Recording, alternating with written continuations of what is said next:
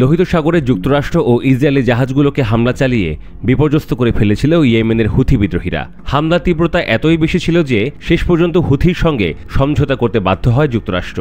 তবে যুক্তরাষ্ট্রের জাহাজগুলোতে হামলা বন্ধ করলেও ইসরায়েলি জাহাজগুলোকে এখনও লক্ষ্যবস্তু বানাচ্ছে হুথি।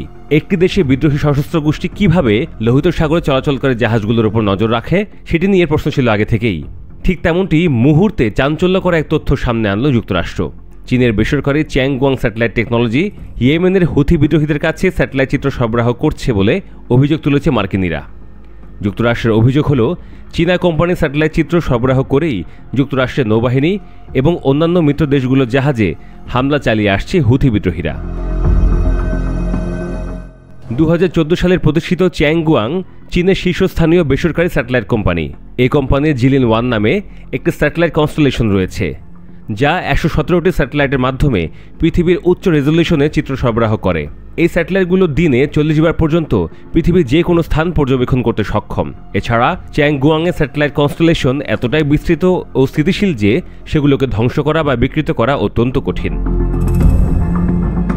চ্যাংগুয়াং স্যাটেলাইট কোম্পানি বেসরকারি প্রতিষ্ঠান হলেও এটি চীনের কিছু সরকারি সংস্থার অধীনে পরিচালিত হয়, যা সরাসরি চীন সরকারের সঙ্গে সম্পর্কিত।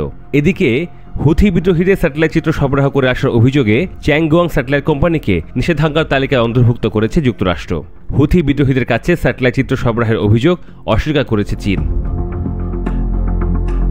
এবছর চীন ও যুক্তরাষ্ট্রের বাণিজ্যিক রেষারেষি নতুন উচ্চতায় পৌঁছে চীনা পণ্যগুলোর ওপর 20% শুল্ক আরোপের ঘোষণা দেন মার্কিন প্রেসিডেন্ট ডোনাল্ড ট্রাম্প, যা বিশ্ববাজারে অস্থিরতা সৃষ্টি করে। প্রতিক্রিয়ায় মার্কিন কৃষিপণ্য, কয়লা ও এলএনজি আমদানিতে 15% শুল্ক আরোপ করে চীন।